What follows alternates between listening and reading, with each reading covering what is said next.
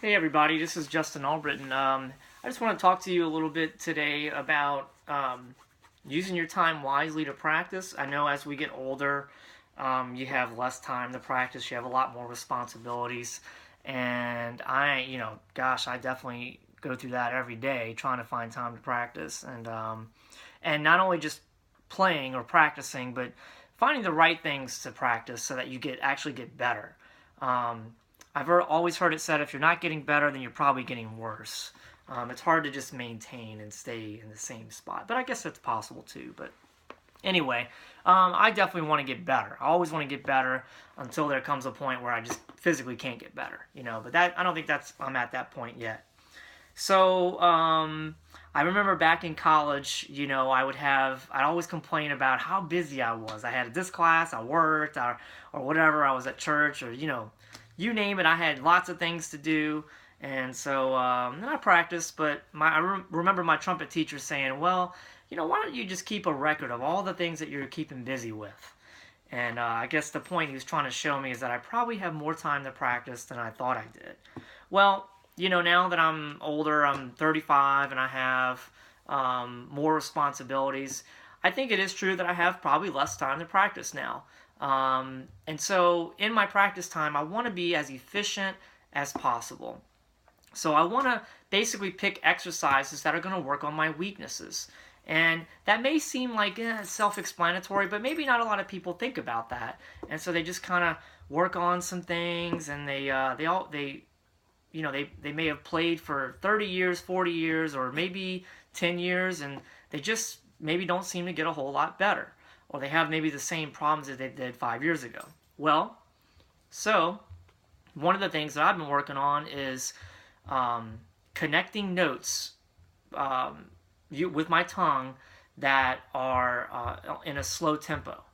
So for instance, and there's a bunch of ways to do this. It's not just one way, and you just kind of have to find what way is good for you.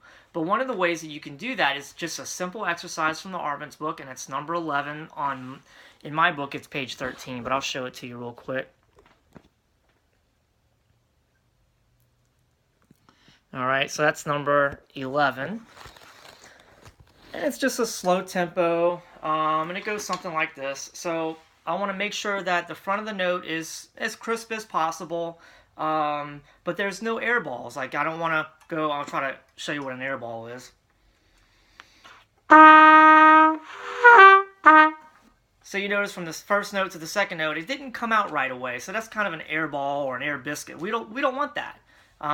So let's see, I can really try to focus on this and try to get that slow tempo. And the reason I say slow tempo is because me personally, I don't have a problem typically tonguing fast notes or things that are in a fast tempo. I guess because the air seems to keep the tongue moving a lot easier, at least for me. It may be a different story for you, and you may have to play this fast as opposed to slow. For instance, I can play fast relatively easy.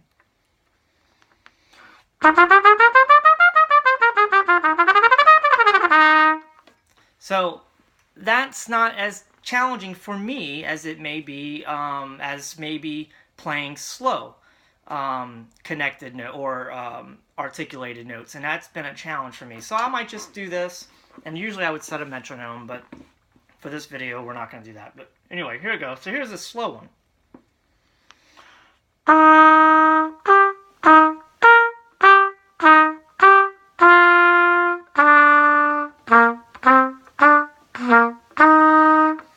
And you can already tell there's like one or two notes there that it didn't speak right away, or there wasn't a definite beginning to the note. And so I really want to think about that, and want to try to make sure that every note has a definite beginning and is articulate. So, and we can also do that slurring too, because we don't want to airball or not slurring, legato tongue. We don't want to airball on legato tongue either.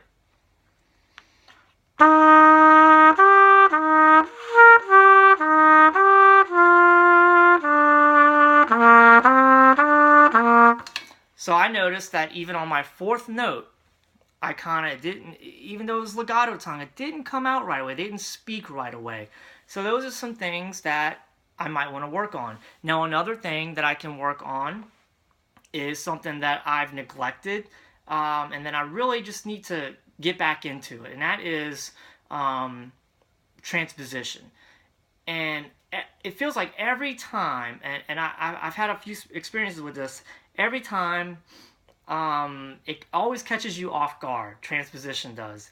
And you never want to be in that position. Just, it doesn't feel good. So, I don't have to do this in the key that it's written. I can do it. Let's do it up a minor third or so. So I might say, okay, that's up a minor third. That's a good common transposition maybe. So let's try that one. So instead of key of F for my key, now we're going to be in the key of A flat.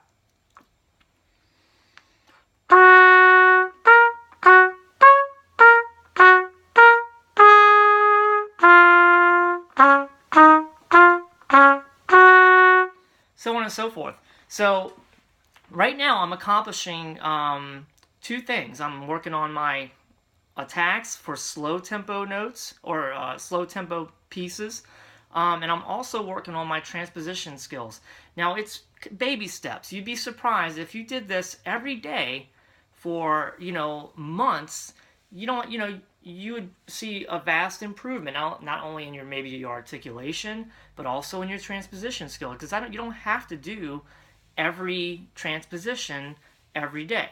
Now, some people may want to, but I don't do that. I'm just gonna do maybe one transposition a day, and maybe over time I can see an improvement in my transposition skills. So that's just one area that I'm working on right now, and I hope that helps. Now, like I said, there's multiple ways to do this, for your slow articulation or just getting that front of the note to speak. Whisper tones is good.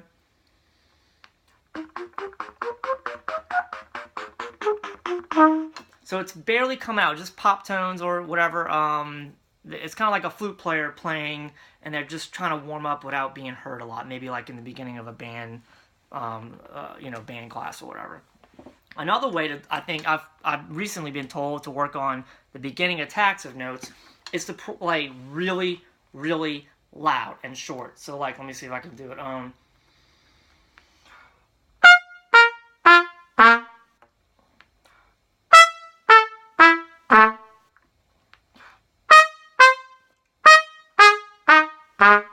So something like that maybe, and I think I learned that from a video I watched recently on the Schlossberg book.